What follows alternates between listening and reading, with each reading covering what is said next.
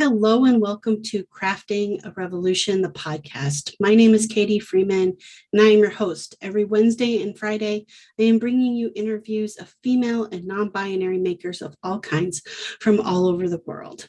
Today's guest is Briana, who is a self-described ceramicist and woodworker, has done work in concrete, just really has touched so many different types of making and had really unique and amazing experiences. So I'm really happy to bring this conversation to you so you can learn all about Briana and her work and her designs and all that fun stuff.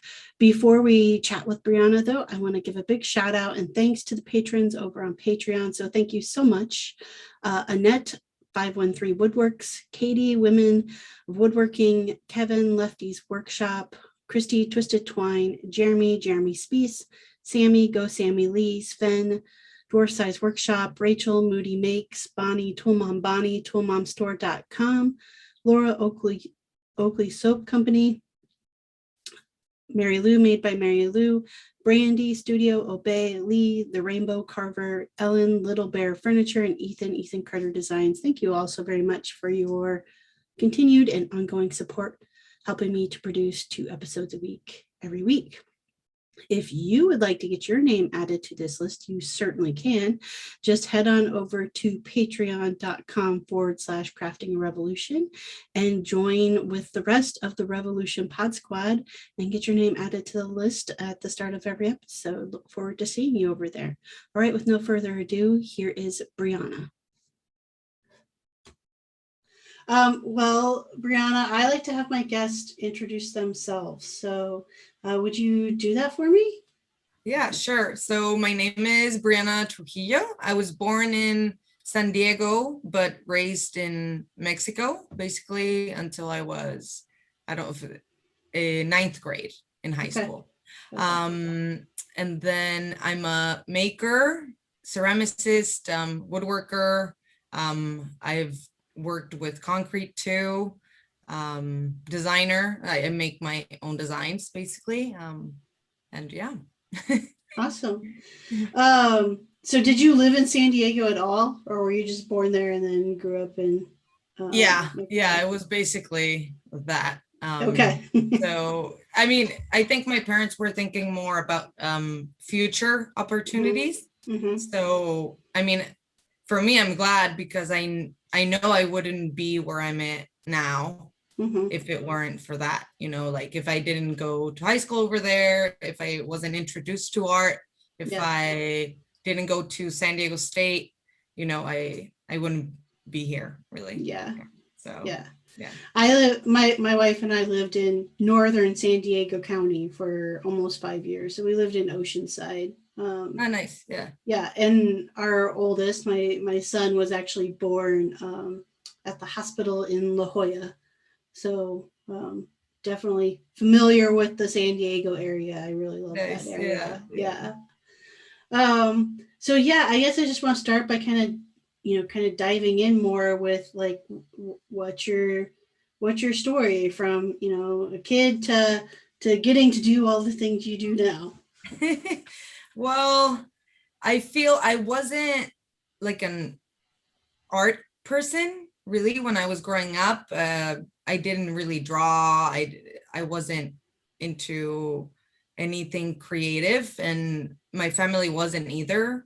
My mom's a doctor, so I don't know. I feel it has something to do with that. In high school, I took a drawing class. So when I took that drawing class, I took the first one and I wasn't like really sure if I was good or anything. So I was like, nah, I'm not going to take the next one.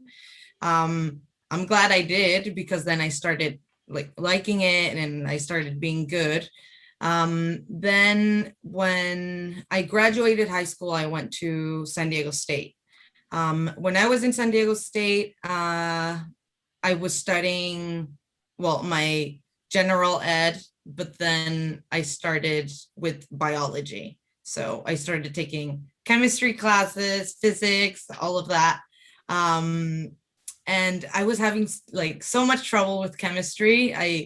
when I had like study groups and all Mhm. these things, and it was just like something that I couldn't do at all. I was like, oh, I don't get it, like, Yes, or yeah. I did get it, but then in the test, I was like, I didn't do like the right thing or whatever. Right. And then this one time I was abroad, and I was getting ready to get my classes, right? So everything's online, and you have a certain time, a date, and you do it because then classes get full, right? So then, so I was doing that, and then I couldn't take my chemistry class, and I was like, oh my God, like, I cannot believe this, like it was a nightmare. I couldn't select it because I already like took it 2 times. I don't know, like, something because of grades and things. And then I was like, you know what? Like, no, I'm not gonna do it. Like, that went off the route, like. And then I decided to do art. So then I basically transferred to art. I waited like a year to tell my mom because I was so afraid, like I was like, she's gonna kill me. So I started with drawing and then painting, and then I don't know, my first like hands-on class was ceramics. And I fell in love. I was like, okay, I can do something with my hands. It blew my mind. So I started doing ceramics, and then basically the program in San Diego State, it's called Applied Arts, which is you take 4 different types of courses. So you take woodworking, you take ceramics, jewelry, and textiles. You take one of each, and then you emphasize in one of them. So, like you had, a freedom to kind of experiment in whatever you wanted and just select one, but it was really nice because it opens you to a lot of materials, materials you don't know, you start knowing. So I emphasized in ceramics, but then I took a lot of woodworking too. And then I started taking more woodworking classes because I was taking sculpture. So then I felt that I needed some woodworking background to make my things better, not just like screwing or something, something that looked more finished to me. So then I started taking woodworking there. I took a class with Wendy, which I'm really glad. I love Wendy. So then when I graduated in 2014, I was a lab tech in the ceramics building. And then one of my really, really good friends, he told me, he's like, oh, you know what? Like, I'm applying to College of the Redwoods. You should do it, this and that. And I was like, I don't know, because it seems like stupid, but at the time I wasn't really aware what all the history and what it was about, like for me it seemed interesting because I knew I was going to learn a lot of woodworking. But at the time I didn't know how important or how like prestigious it is, so I was like, okay, yeah, I'm gonna do it. So I applied and I got in 2015. So I started my first year in 2015. And oh my God, I loved it. I couldn't go, like I went back home after that year. And oh man, it was hard, but it was so like mind opening to me, like sharpening and, all those things. We have 4 teachers, and then each one of them have their own, I mean, they're all amazing, right? But they all have their own like type of woodworking, so if it was design, I would go to Laura. If it was more a technical thing that I couldn't figure out, I would go with Greg, another teacher, and each one of them had their own style, I guess. So that was good because you don't get just like one teacher telling you what to do. You get four that tell you, so that was great. And then in 2000, so that was 2015, and then 2016 I worked with Wendy, helping her doing things for gallery shows and exhibitions of hers. That was like maybe 2 months or a month. That was great. And then after that, I had two well, for me, I think it's big exhibitions, was what was in LAX. So I had an exhibition with LAX with there were 80 artists in total, so they made a book. There are 80 artists, and I don't remember how many were in person in the LAX. So I was one of them. So that was, for me, I was like, oh my God, this is so cool, like, everybody go check it out. I mean, because before it was more like school exhibitions. Right. So I mean, that was cool also because we would, get together, a group, and then kind of, try to be like mini curators, in school. So that was cool. And then that same year, I had another piece go to the Alfreda in Maloof Foundation. So that was also, for me, I was like, oh my God, this guy is like amazing. And I'm, like, I felt so humbled. And yeah, so then that year I started, 2016, I started my second year. So then basically your second year is, they get like 5 to 6 people to do their second year. And then we are also kind of helping other students, new students, if they have any questions, and I don't know, glue ups, because sometimes almost every time you need like a second person if you have any trouble, so we were there to basically aid those people, new people, with machines, if we saw if anything was, they weren't safe, we would go and do things, explain or whatever. Because then teachers get super busy, they get, well, and if the exhibition is we get 2 exhibitions in a year. And then if the exhibition is about to be there, everybody is like freaking out. Is like, oh, I need help, So there's a list in the what's it called? Where you write with chalk. You mean like in the classroom, like chalkboard? Yeah, in the classroom. Yeah, like a chalk. Yeah. I'm like, what's it called?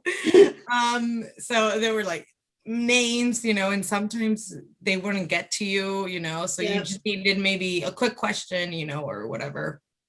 So that was fun. And then after my second year, well, I came back home and I couldn't find any jobs really. I got a small job in Made Lumber, which is basically they do custom work, and they also have like a showroom with a lot of slabs. So a lot of people go and buy a slab and then make furniture out of it, or you can get like custom pieces from them. So I was doing that for them. So that was good. I was the only girl, so I felt I was a bit like nervous, and I don't know. And then what was I gonna say? So I was nervous. I mean, the guys were awesome, like they weren't judging me at all, but you just feel kind of out of place. And I was like fresh out of school too, and I wasn't really that confident either. So I, my confidence, and then it was my own mind, so I started working there, and then there weren't any like small jobs for me or whatever. And then I got a job in a concrete kind of studio or shop, I guess. Well, studio and shop, it depends on the person you're talking to, right? Like, oh, studio, no, this is a shop, like, Yeah. But yeah, I started working in a concrete studio shop called Lumacast. And it's basically, they do like fire features for gardens and sinks and countertops. They started making plant pots, and things like that. And for me, I liked it, like I don't have the materials, because it's a lot of grinding, polishing, I don't have that because you need to wet polish, and they have the machines and everything. But that was also like really, really good, like, and also since San Diego State, I liked working with different materials. I took jewelry, I liked it a lot, like I feel with everything I get into, I like, and I don't know, I'm just all scattered. Hey makers. So today's podcast episode is sponsored in part by Alicia Van Osdal, who is the owner of Basil Blue Design Company. Alicia is a maker of all things, really. Her focus is on beautiful craftsmanship through woodworking, repurposing, refinishing, art, and sculpture. Her background includes 30 years of graphic design, logos, and branding. If you have an idea or concept and need a creative solution or graphic design, you can email Alicia directly at Alicia, and that is ALICIA at basilblue.com.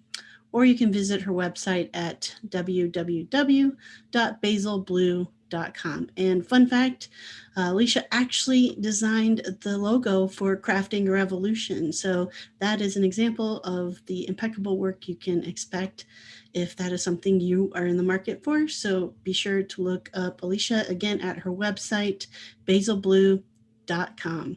All right, let's get back into the action. So I was working there for a while until I applied to, it's a foundation in France. It's basically connected in a way with a College of the Redwoods, well, now Krenov School. So it's kind of connected, and well, I mean, you still need to apply, but they usually take an American or two. So that was like a year doing woodworking in a French company, basically. So I was like, well, I'm doing concrete, something that it's not even my medium, and I was like, I should go, like, so I applied, I got in, and then I started doing that I have my dates written down because I always forget. In 2018, I went there, so I stayed a year.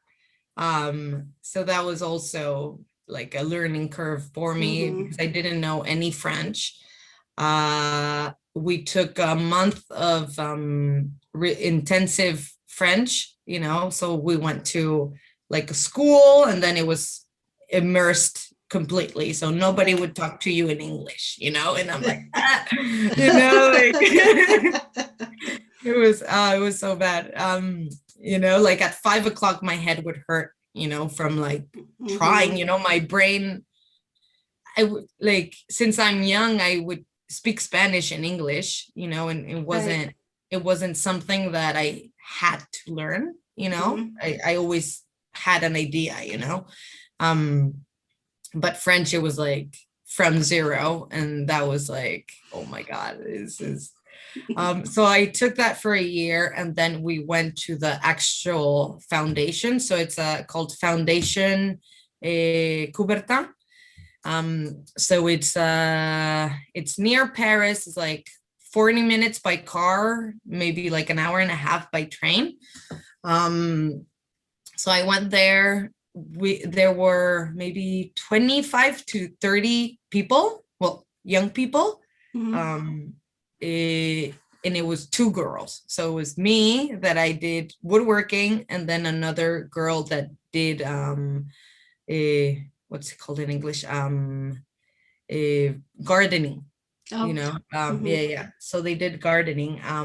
And then the rest of them were guys, and basically metalsmiths, stone carvers. So it was a big, also you got to see all the shops and all the Mhm. materials, the machines, how they work. So that was also really, really interesting. Then we lived there for that year, and 2 months. 2 months we took classes, and then 2 months we were at the shop. Mm. So we were two groups, and then we would kind of interchange, Gotcha. Yep. So everything was in French. Classes were in French. I was taking accounting in French, and I was like, oh my God, this is like, it was awful. We took architecture, history of art, so those were nice. Mhm. We took modeling and clay. So for me, that was great because I knew Mhm. clay, and that was something familiar to me. Yeah, so that was a great year. It was definitely different. So in this company, the way they approach woodworking was more a fabrication, right? Mhm. So for me, coming from spending 6 months in one piece to doing something in 2 weeks, like in two Yep. weeks or something, I was like super overwhelmed. I was like, what am I supposed to do? And everybody was like such an expert, like there was one other girl, and then the rest were guys. Yep. Yeah, that's basically the Were the most of ratio. them were most of them French that were there? Yeah, Yeah. yeah. So they were all French except for another person that became a really, really good friend of mine, of course, because he got to speak English with me. Mhm. Well, so yeah, that was really good. He was a metalsmith. Well, he is a Okay. metalsmith. Yeah, Okay. yeah. So yeah, spent there that year, and then met my now boyfriend, and then we went to Sydney for a year. Okay. Yes. During the pandemic or Yeah, well, it right was, before. yeah, right before. So it was that transition where Laura and Deidre curated the show. Yep. Yeah, making a seat at the table. Mhm. So that was happening. So then before I left to Australia, I came back home to get everything organized, so everything packaged, Mhm. and everything ready for them. Then I flew to Sydney, and then the pandemic wasn't really there until September, Okay. so I think every COVID started here in April, right? Yeah. Yeah. March, I think it was. Yeah. March, April. So over there it started, I mean, it started as of restrictions. So in Australia, they closed airports, they Mhm. closed states, so kind of like that. But I didn't really stop working, Okay. or even in the subway, we didn't have to wear masks Mhm. either. Mhm. Um, and then yeah, I mean, I never stopped working. I mean, some people, I was working as I had 3 jobs. So I was working at a place called Makerspace and Corporation, Mhm. which was a big building that had a woodworking, ceramics, a metalsmithing. It's a cat. Yes, yeah. I saw the little tail. Yep. Metal smithing, and then they had this memberships. So they have memberships. You could buy a membership for a month or a year or whatever. You can rent studio space also if you wanted. So there was quite a few people, and then when the pandemic started, we basically closed all our classes, so I wasn't teaching. But then it was open for only members and only tenants. So like you didn't have to be side by side with someone. You would be doing your things and then go to your own space and things like that. Yeah. So I was taking care of cleaning things, cleaning glasses, buying earplugs that you would throw away, all of that. But yeah, it got me when I took the plane in September. And I was like, oh my God, like this is crazy, like I had to, wear a mask all the time in the plane, and a face shield. Yeah. So it was pretty hard. And then we got to France to visit my boyfriend's family.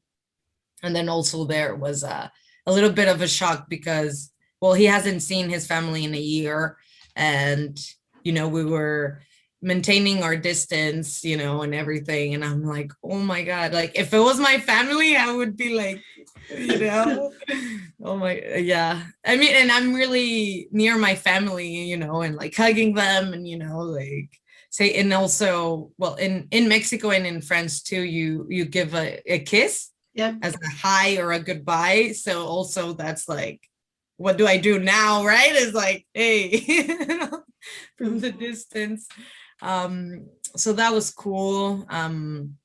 There's also a woodworking place there that I was a teacher aide, called Hardwood Creative. So I was helping the main teacher there with students. We were wearing our masks and everything. But I think it didn't get as bad until September, I feel. And I think they're in a lockdown now too. In Sydney. Yeah.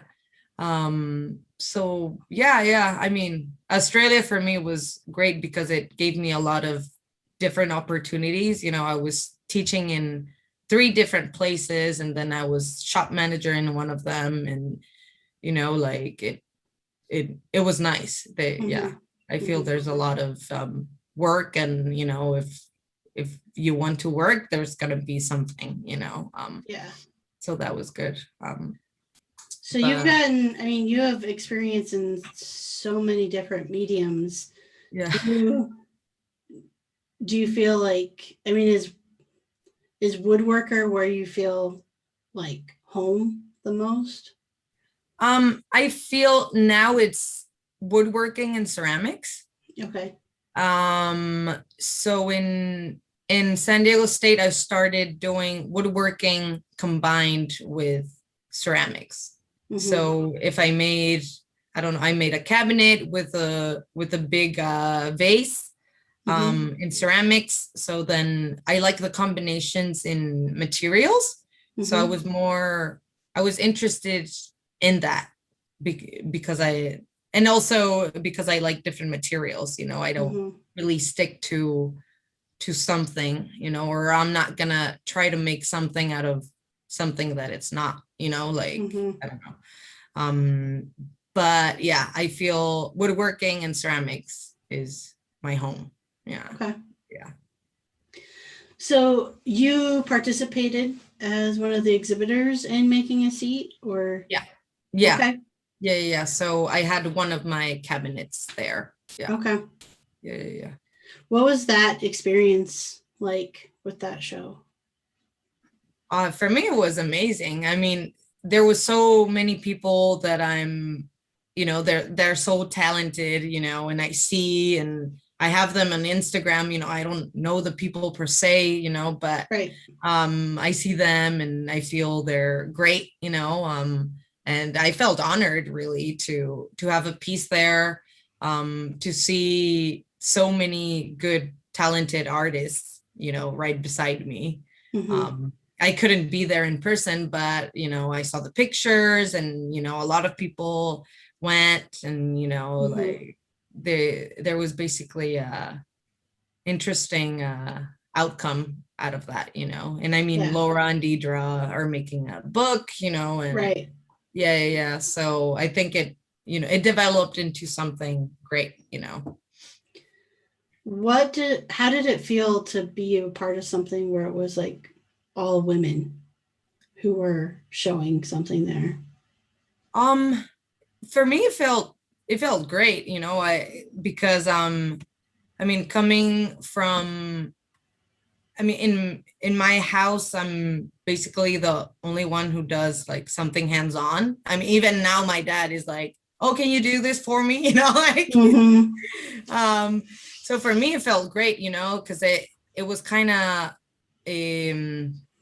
showing us in a like in a how you say, in a zoomed in kind of way, like, okay, these are all women, all these talented people coming together to do this show, Right. right? Right. So I mean, it felt great, I mean, even in school, I think in, what was it, 2000, I don't know if 18 or 19, there was more women in the Krenov school. So I saw the picture and I was like, oh my God, this is great, because for me it was, how many, my first year, it was four girls, I think. Okay. Or something like that. If maybe I'm mistaken, maybe someone's gonna hear this podcast. That's not true. And then my second year was, I think also like four or five. Okay. Yeah. So then, yeah, I don't know. It felt great to see that was changing, but I think I heard Laura say that it went back in numbers. Hey, Revolution Pod Squad. So, this week's episode is brought to you in part by me, your host, Katie Freeman.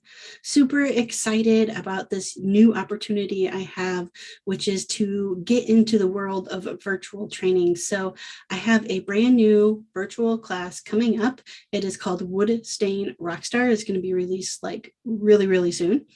And in it, I teach you how to use common household items right from your kitchen to add a bit of bright, bold, beautiful color to your woodworking pieces, make them really stand out amongst the crowd. Super excited to be teaching you guys this stuff.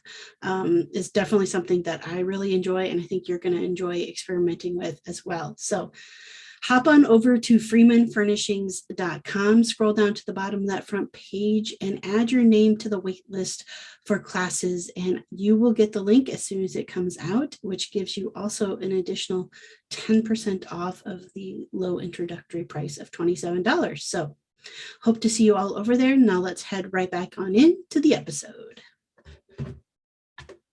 Yeah, I will say I think she does.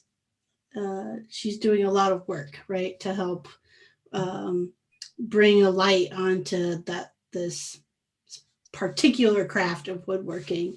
Needs to diversify. Besides, number of women, what about number of people of color in the space? There weren't any African Americans. Yeah, it was more Asian American, but not, no African Americans. Yeah. And no other like Latinx or anything? No. Yeah, I was basically the only Mexican. And also I look pretty white, you know. So I blended in. Right. But like, I mean, like, and then in France too, or in Sydney. I mean, what is your experience as like a Mexican woman in those spaces? Yeah, I feel I've been lucky to be a woman, you know, in woodworking, because I feel I've had way more opportunities because of that, you know. I don't know, teaching, and then, oh, you're a woman, you're a woodworker. Okay, yeah, you know, you can do it, you do it, you know.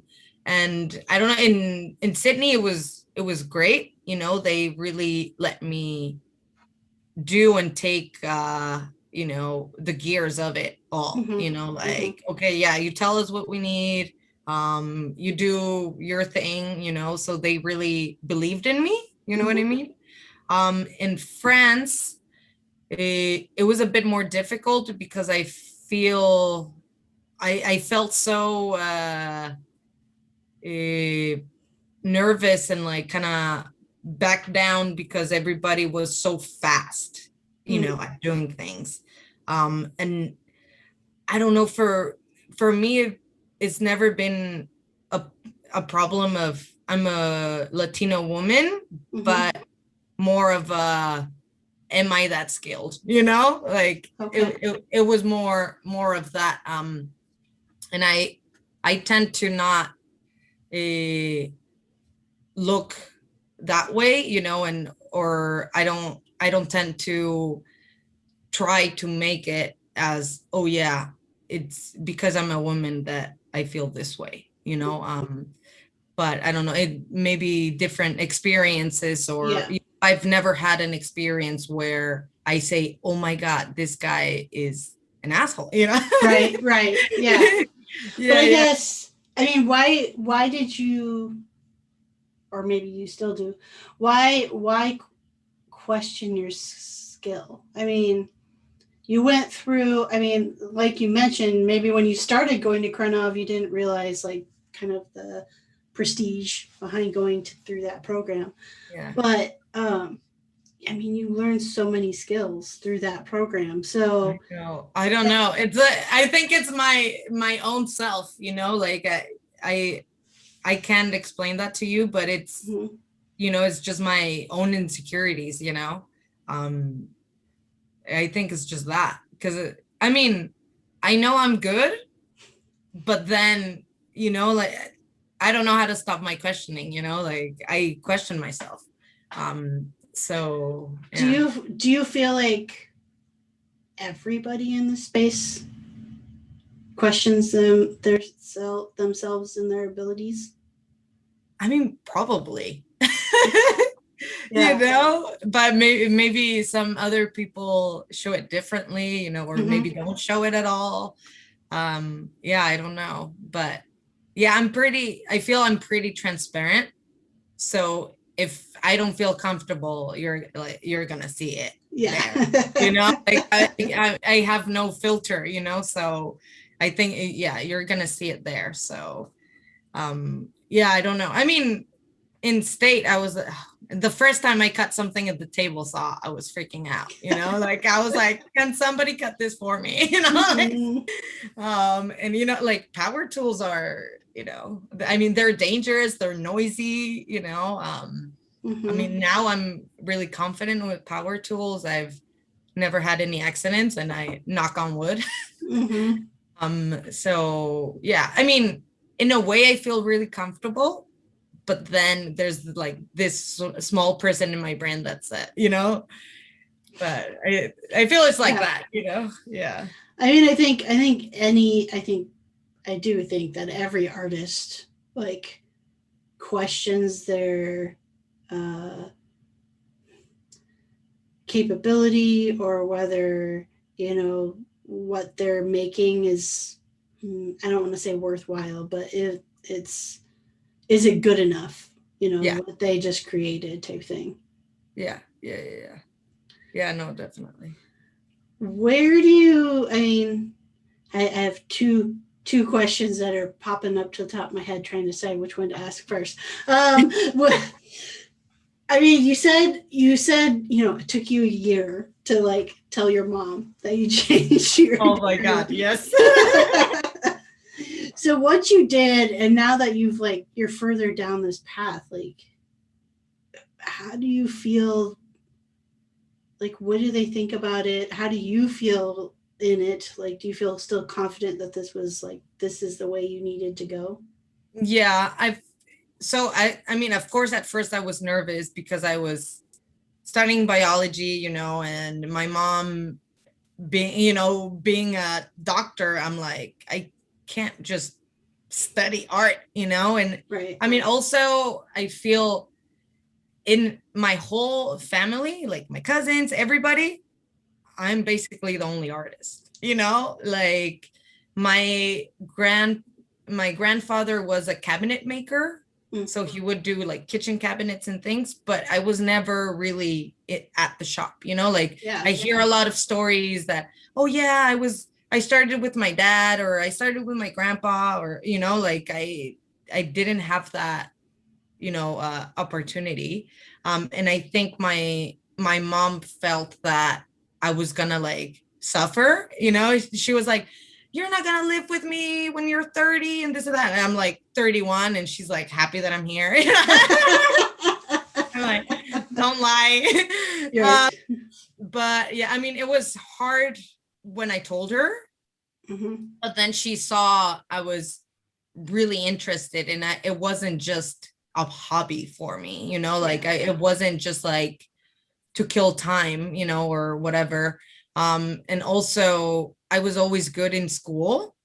So I didn't pick it just because it was easier for me, like I picked it because I liked it, and then I feel she saw that, and then she accepted it, and like even now she sees something and she's like, oh, you should start making these, like, or I don't know, like, or she sends me like videos of chairs, or like things like that. So no, she's really supportive of it. Yeah.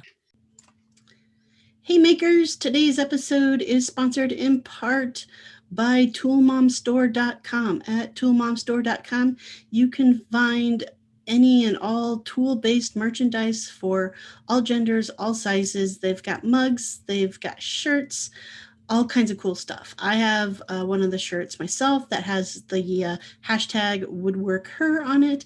And I also have a couple of the mugs that define what and who is a tool chick. So super excited with the merchandise that I have. I know that you will be satisfied as well. And also, great discount for those of you who listen to the podcast. At checkout, if you enter the code MAKERMOM, you will get a 20% discount off any of the merchandise that you buy. So that's just toolmomstore.com. All right, let's head back into the action. You said nobody in your family really was like into this, but did you see it at all, even in the community around you growing up? No. Yeah. Okay.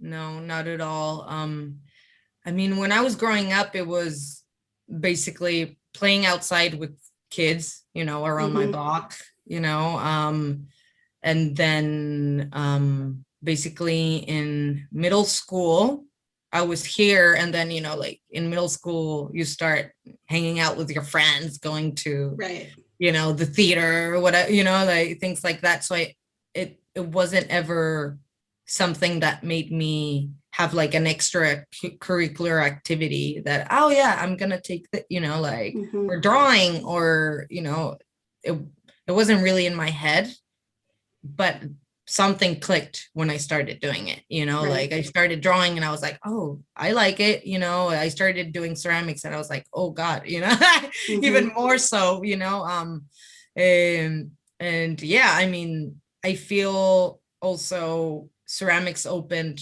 the hands-on, so after ceramics, I started doing jewelry, sculptures, woodworking, so I feel it's more like it's where it all came down from, you know. So yeah, no, it was good. Do you foresee, like, I guess, what's the dream for you? Like, what do you really just want to do with all To of these do skills? Yeah. making things. I mean, I guess like, are you hoping to have like a studio practice, or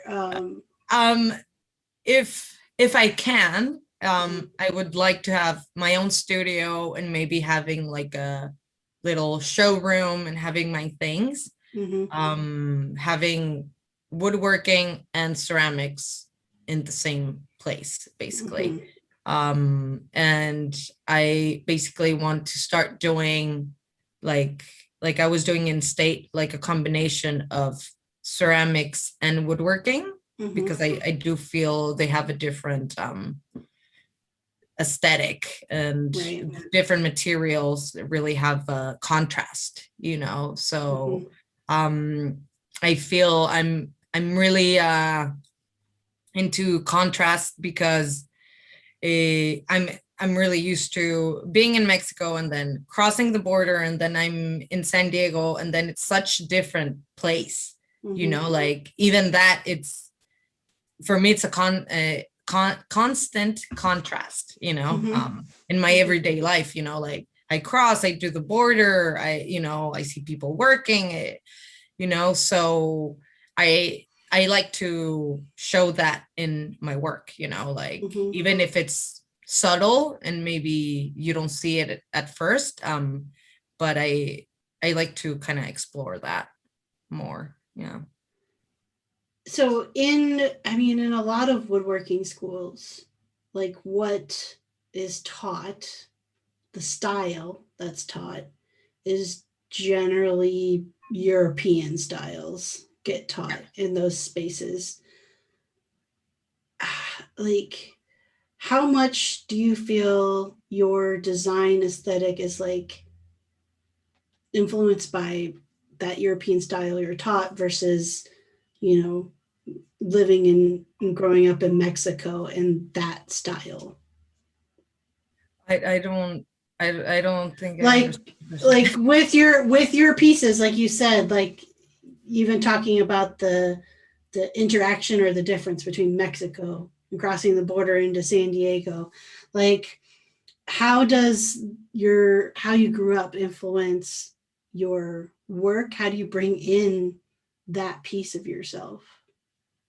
I think it's more about the time that I spend on it. So being so close to a thing, it almost becomes part of you, right?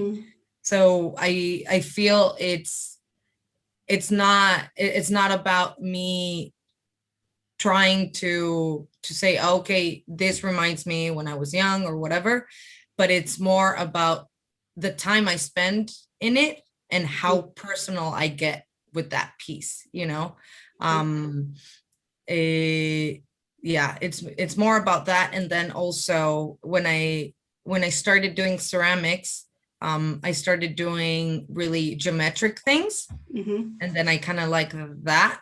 So it's kind of geometric, but they're not really that sharp, no, but I like it.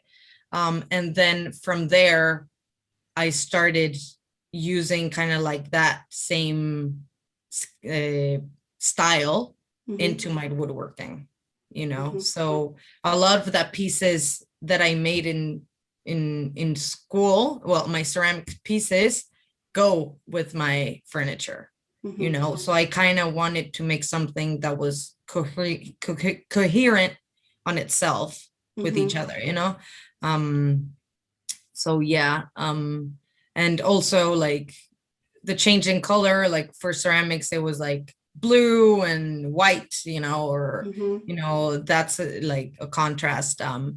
And in also a thing that I liked in San Diego State, it's really conceptual, so it really tries to go to your mind and say, okay, what am I gonna do, what this means, or whatever. And, I mean, Wendy is like, the queen of the concept, like she come out with topics that I'm like, oh God, like, what am I gonna do, but it was great because it, it made me think about it more, even though it was concept based, the craft never really went away, like for me, I was really interested in making something nice and good and, like fun. It wasn't just like, oh yeah, this means this, like, I don't know, like, right. I feel right now with like contemporary art, I mean, I feel some of it is just like, oh, let me throw this together, like I feel it needs to have more finer work in some areas to kind of make it on purpose, like, okay, I made this on purpose. But I mean, that's what I remember. I took like a year's worth of furniture design and making courses at a community college in San Diego County. And I remember taking turning specifically, and we weren't allowed to put a tool to a piece of wood on the lathe until we had sketched something. And what he was trying to get at is like intentionality. I don't necessarily totally agree with him, but I get where he's coming from. He would say, none of this, the wood told me it wanted to be this shape. Like, spend time in thinking, what are you actually trying to create? Yeah. And I get that. Though now my practice a lot of times is like, I see a piece of wood and I go, that's supposed to be this. But it's still, I'm taking that forward thought. I'm not just like picking up a chunk of wood and being like, oh, whatever happens with the tools is whatever happens. Yeah.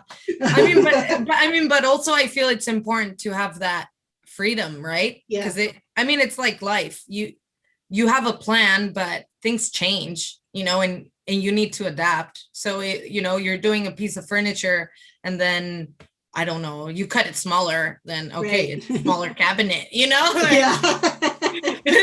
Right. Yeah. So I think it's important to have that freedom also, because also you need to have fun with it. You can't be like, okay, this is my sketch and this is the way it's gonna go, like the way I do my furniture, I do have like a drawing of it, right. With where do like the mortises go, where do this, like a basic plan, but it doesn't have to be like that precise, right. But I mean, sometimes you get it off like a little bit or what, but just having like a basic plan and then, okay, saying, okay, these are my dimensions. And then for me, it helps me get it all in one section instead of me working while I go, I have the overall thing. And then, if something comes up in the middle, okay, I change something and I'm good with it. But having a plan, I feel it's nice. Yeah, exactly. Well, we're actually at toward the end of our time together, so oh my God. I want to give you a chance though to let people know like how they can find you and follow along with the work you're doing. Yeah, so I have a website, which is basically my name, brianatrujillo.com. So it's TRUJILLO. Briana is BRIANA. So that's my website. And then I have my Instagram, which is Briana Trujillo Design. So you can also find me there. Yep. And I'll include the links to both of those too in the show notes. Nice. Yeah. So people can find that easily. And then people are like, what?